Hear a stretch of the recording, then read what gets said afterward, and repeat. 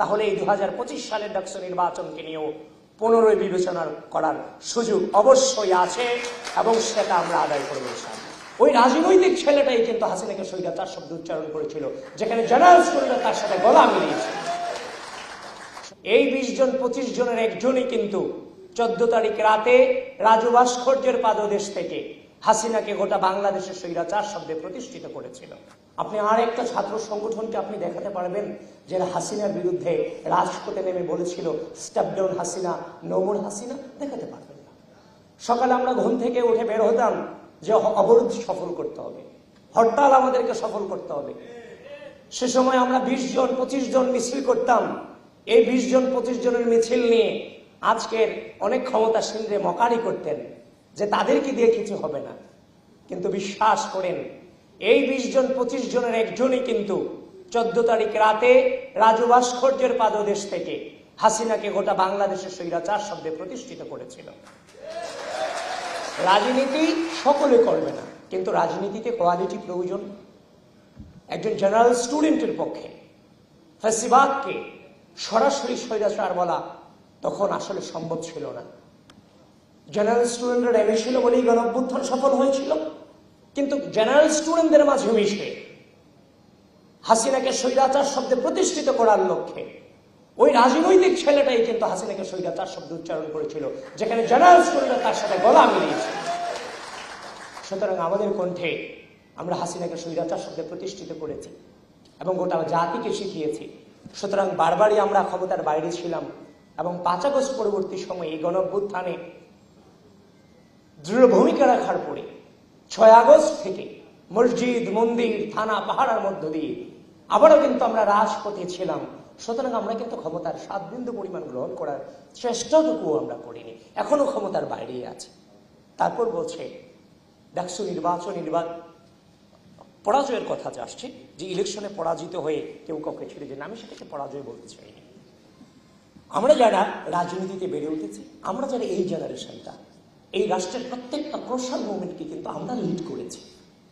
যখনই এই ঢাকা বিশ্ববিদ্যালয়ের স্টুডেন্টরা গণরঙ্গে শ্রমে নির্যাতিত হয়েছে, নিপীড়িত হয়েছে, তাদের পক্ষে যখন কথা বলার কেউ ছিল না, তখন কিন্তু আমাদের কণ্ঠেই সেই প্রতিবাদী কণ্ঠস্বর আমরাই কিন্তু জারি রেখেছিলাম যে আমার ভাইদের উপরে কেন অত্যাচার হচ্ছে, নির্যাতন হচ্ছে, নিপীড়ন হচ্ছে। দেশব্যাপী আমরা, ক্যাম্পাসব্যাপী আমরা সেগুলোর প্রতিবাদ জানিয়েছিলাম। তো সুতরাং আমরা বেড়ে উঠেছি পরিস্থিতিকে মোকাবেলা করে।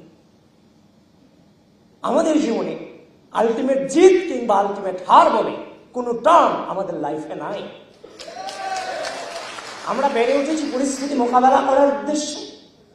এই দীর্ঘ পথ চলায় ডাকসু নির্বাচন ছিল একটা পরিস্থিতি মোকাবেলা করা। আমরা আমাদের জায়গা থেকে ধৈর্যের সাথে এই রাষ্ট্রের স্বার্থে এই ডাকসু নির্বাচনকে মোকাবেলা করেছি। আমি ভেবি প্রার্থী হিসেবে নির্বাচন করেছি। আমি যতটা কি ফিল করে, মানে কি পরিস্থিতি মোকাবেলা করে আসছি, সেটা বাইরে থেকে হয়তো আপনারা অনেকেই অনুধাবন করতে পারবেন না। একটা জাল বিছানো হয়েছে, যে জাল আপনার খুব পরিচিত, কিন্তু যখন আপনাকে জালে নেওয়া হয়েছে তখন দেখলেন এই জালের কোনো কিছুই আপনার অবশিষ্ট নেই। যার প্রপার দৃষ্টান্ত ছিল নির্বাচনের সকালে আমাকে ভিলেন বানানো হলো, আমি ভোট কেন্দ্র দখলের জন্য দিয়েছি। এটা কখনোই মেইনস্ট্রিম মিডিয়া থেকে আমি এটা আশা করি। এবং সেটা কারা করেছে তাদেরও দোষ দিচ্ছি না। কারা করেছে? যে রিটার্নিং অফিসার আমাকে নিয়ে নির্বাচনী কেন্দ্র প্রদর্শন করেছেন, সেই রিটার্নিং কর্মকর্তারাই কিন্তু সাংবাদিকদেরকে বিভ্রান্ত করতে বাধ্য করেছেন।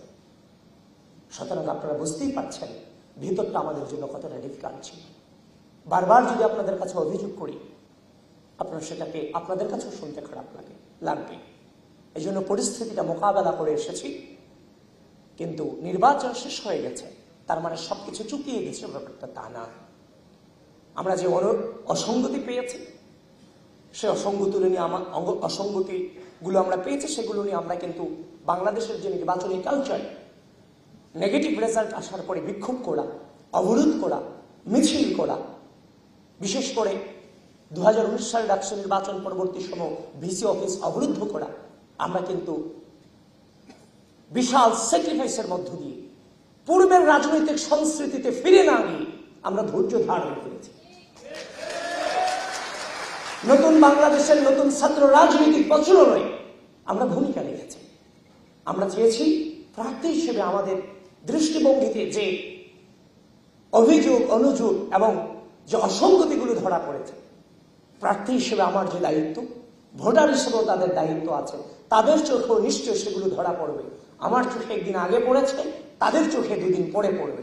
আমরা ধৈর্য ধারণ করেছি যে তাদের পক্ষ থেকে হয়তোবা কোশ্চেনগুলো উঠবে। ইতিমধ্যেই কোশ্চেন উঠেছে, আমরাও তাদের সাথে কণ্ঠ মেলাচ্ছি। খুব দ্রুতই এই নির্বাচন সংক্রান্ত বিষয়ে আমরা আমাদের অবস্থান ক্লিয়ার করব। 2019 সালে ডাকসু নির্বাচনকে নিয়ে এখনো পর্যন্ত কিন্তু কথা হচ্ছে। সুতরাং 2025 সালে ডাকসু নির্বাচন সবেমাত্র সংগঠিত হয়েছে। যদি কিন্তু ছাড়া সেখানে যদি কোনো প্রকারের যে অভিযোগগুলো এসেছে সেগুলোর যদি প্রপার জবাব বিশ্ববিদ্যালয় প্রশাসন এবং নির্বাচন কমিশন দিতে না পারে, তাহলে এই 2025 সালের ডাকসু নির্বাচনকে নিয়েও পুনরায় বিবেচনা করার সুযোগ অবশ্যই আছে এবং সেটা আমরা আদায় করবো।